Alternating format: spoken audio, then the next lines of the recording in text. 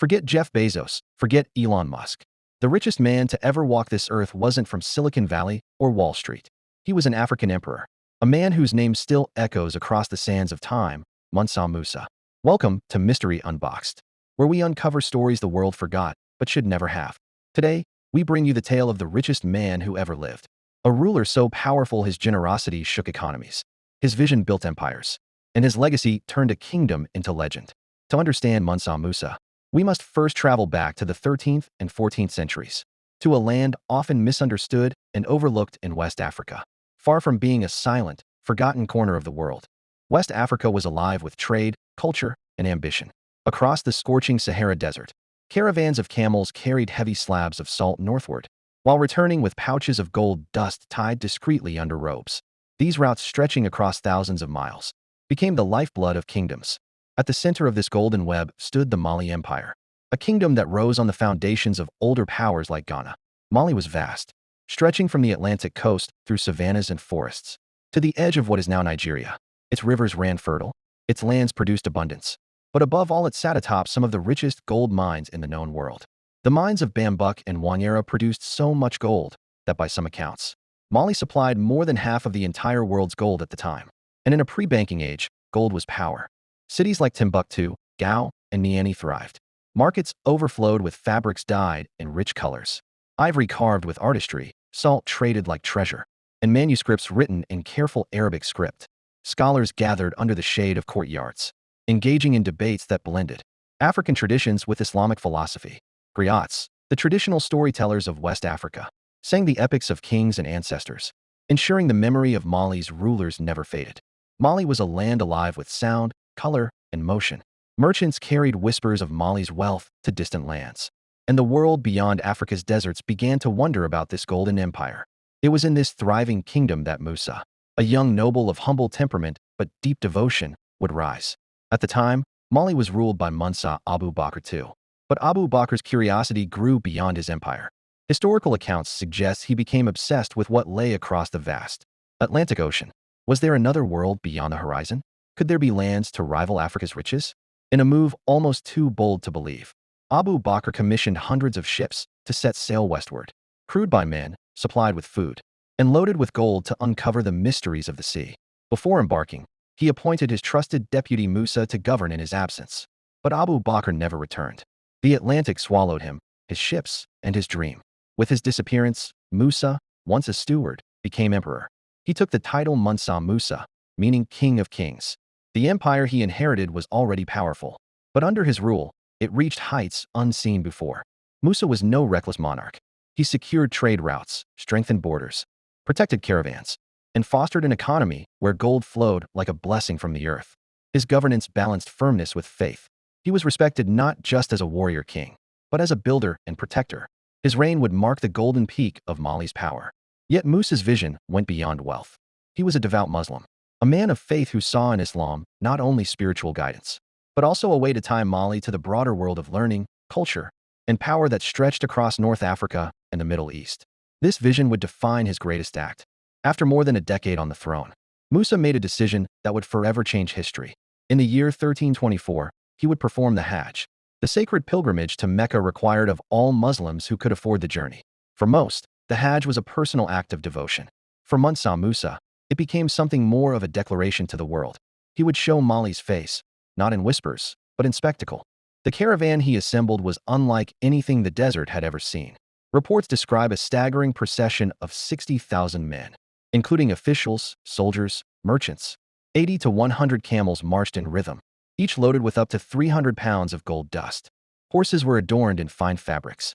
Guards carried ivory spears tipped with gold, and officials wore embroidered garments that glimmered in the sun. The journey to Mecca was perilous, thousands of miles through searing heat, across rivers and barren landscapes.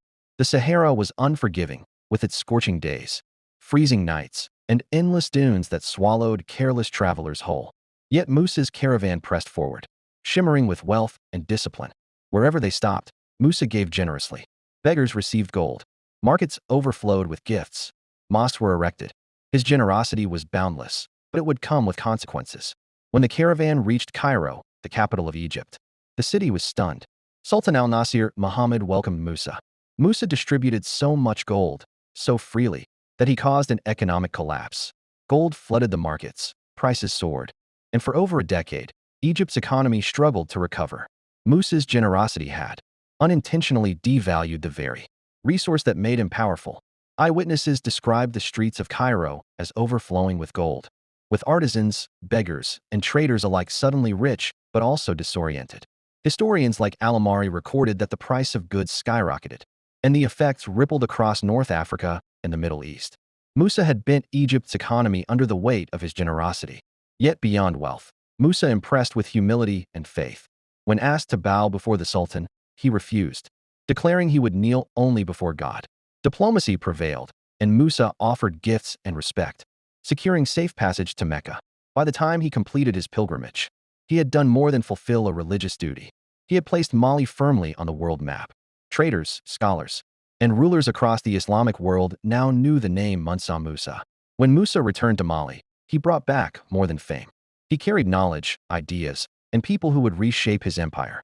Among them was the architect Abu Ishaq al-Sahili, a brilliant Andalusian whose designs would transform Mali's cities. Under Musa's direction, al-Sahili built the Jingareber Mosque in Timbuktu, a marvel of mud-brick architecture that still stands today. Its minarets a symbol of faith and endurance. But Musa's vision stretched beyond stone. He dreamed of an empire built not just on gold, but on knowledge. He poured wealth into education and scholarship, funding libraries, universities, and centers of learning. The most famous was the University of Sankore in Timbuktu, where thousands of manuscripts were copied, studied, and preserved. Students came to learn astronomy, law, medicine, theology, and literature. Under Musa, Timbuktu became a jewel of learning, rivaling Cairo, Baghdad, and Cordoba. Here lay Musa's true genius. While others built empires through conquest, Musa built his through creation. He did not burn cities, he raised them.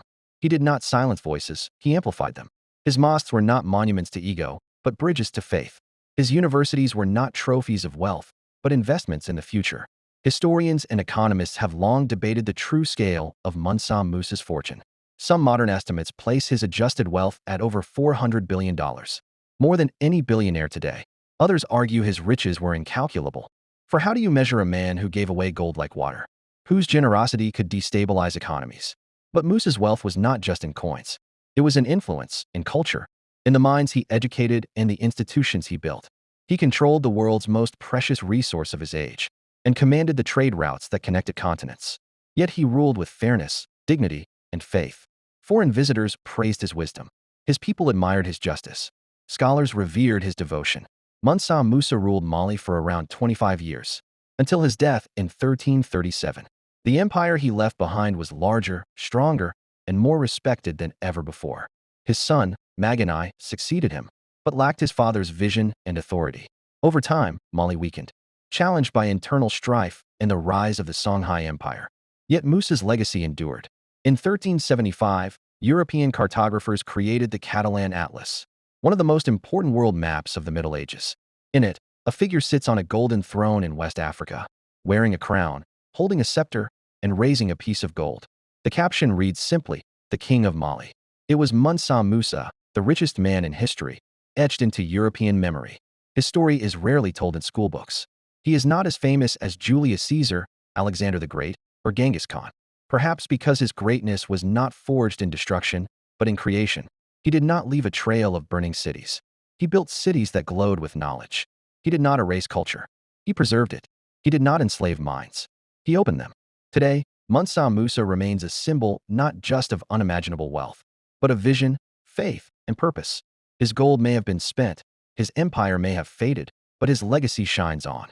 In the mosques of Timbuktu, in the manuscripts preserved by candlelight, in the memory of Africa's golden age, his name endures.